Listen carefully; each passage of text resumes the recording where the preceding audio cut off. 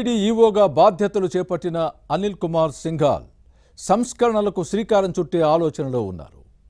గతంలో గాడి తప్పిన పాలనను తిరిగి దారిలో పెట్టే పనిలో నిమగ్నమయ్యారు. టీటీడీ పాలక మండలిని సమన్వయం చేసుకుంటూ భక్తులకు మెరుగైన సౌకర్యాలు కల్పించేందుకు ప్రయత్నిస్తున్నారు. ఈ నెల 24 నుంచి జరిగే శ్రీవారి బ్రహ్మోత్సవాల ఏర్పాట్లను పర్యవేక్షిస్తున్నారు. టీటీడీ పరిణామాలపై ఇన్సైడ్ స్టోరీ.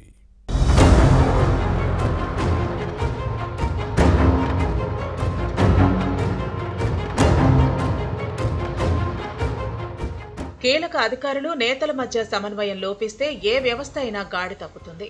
ఇది ఈ వ్యవస్థను ఉపయోగించుకునే వారికి సమస్యలు సృష్టిస్తుంది. పాలన అస్తవ్యస్తంగా మారుతుంది. మొత్తం వ్యవహారం ప్రభుత్వానికి కూడా తలనొప్పిగా తయారవుతుంది. తిరుమల కొండపై ఇదే జరిగింది. కూటమి ప్రభుత్వం వచ్చిన తర్వాత నియమించిన బ్యూరోక్రాట్స్, పొలిటికల్ ఎగ్జిక్యూటివ్ మధ్య సమన్వయం లోపించడంతో పాలన పట్టాలు తప్పి సర్కారుకు సమస్యగా మారింది. దీన్ని సరిదిద్ది పాలనను పట్టాలెక్కించేందుకు చర్యలు చేపట్టింది. ఇక వైసీపీ హయాంలో కలియుగ వైకుంఠంలో అరాచకం రాజ్యమేలింది. కోనేటి రాయుడిని దర్శించుకునే వారికి ఇబ్బందులు తలెత్తాయి. అఖిలాండ కోటి బ్రహ్మాండ నాయకుడి సేవల్లో తేడా వచ్చిందన్న విమర్శలు లేకపోలేదు. తిరుమల పవిత్రతతో పాటు భక్తుల మనోభావాలను దెబ్బతీసింది. అవినీతి, అక్రమాలు రాజ్యమేలాయన్న ఆరోపణలు వెల్లువెత్తాయి. దీన్ని చక్కదిద్దాలన్న ఉద్దేశంతో కూటమి ప్రభుత్వం శ్యామలరావును టీటీడీ కార్యనిర్వహణాధికారిగా నియమించింది. అలాగే బీఆర్ నాయుడుకు చైర్మన్ బాధ్యతలు అప్పగించింది. కానీ ఈగోతో ఇద్దరు చెరో దారిలో నడవటం సమస్యలకు కారణమైంది. ముఖ్యమంత్రి చంద్రబాబు అనుకున్నదొకటి, అయింది మరొకటి. శ్రీవారి భక్తుల సౌకర్యాలు కల్పించడమే ఇద్దరి లక్ష్యం. కానీ భిన్న ధృవాలుగా వ్యవహరించడం విమర్శలకు తావిచ్చింది.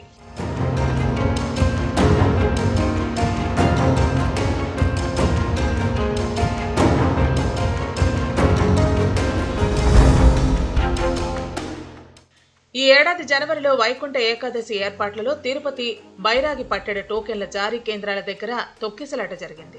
అప్పుడు ముఖ్యమంత్రి సమక్షంలోనే ఇద్దరు కొట్లాడుకున్నారు. చంద్రబాబుకు వాస్తవం అర్థమైంది.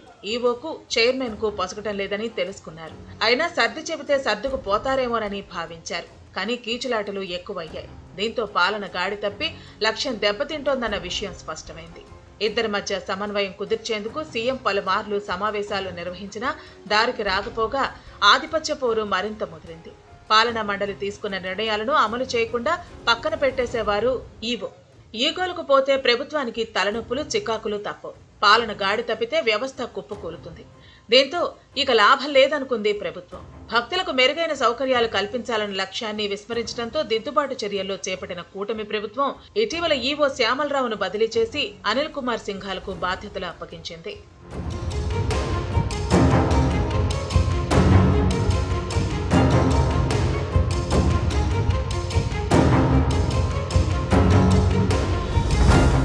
గతంలో టీటీడీ కార్యనిర్వహణాధికారిగా పనిచేసిన ఏకే సింఘాల్కు తిరుమల వ్యవహారాలపై సంపూర్ణ అవగాహన ఉంది. 2019 నుంచి 3.5 ఏళ్ల పాటు ఈవో చేసిన ఈయన భక్తులకు ఇబ్బంది లేకుండా దర్శనం కల్పించడంలో అప్పట్లో పలు సంస్కరణలు తీసుకొచ్చారు. ఇప్పుడు కూడా అదే ఆలోచనలో ఉన్నారు. పాలక మండలిని సమన్వయం చేసుకుంటూ ముందుకు సాగుతున్నారు. బోర్డు నిర్ణయాల అమల్లో వేగం పెంచారు. తిరుమలలో ఆశించిన మార్పులు వస్తాయని ప్రభుత్వం భావిస్తోంది. ఈ నెలలోనే శ్రీవారి బ్రహ్మోత్సవాలు ఉన్నాయి. 23న ధ్వజారోహణ జరుగుతుంది. 24 నుంచి అక్టోబర్ 2 వరకు శ్రీవారి బ్రహ్మోత్సవాలు ఉన్నాయి. శ్రీవారి దర్శనంతో పాటు నేత్రపరవంగా వైభవోపేతంగా జరిగే వాహన సేవలను చూసి తరించేందుకు భక్తులు తరలి వస్తారు. వారికి సౌకర్యాలు కల్పించడంపై దృష్టి పెట్టారు. ఈ నెల 28న కన్నుల పండుగగా జరిగే గరుడ సేవకు భక్తుల రద్దీ ఎక్కువ. పాలక మండలి, ఈవో సమన్వయం చేసుకుంటేనే ఏ సమస్యలు ఉండవు.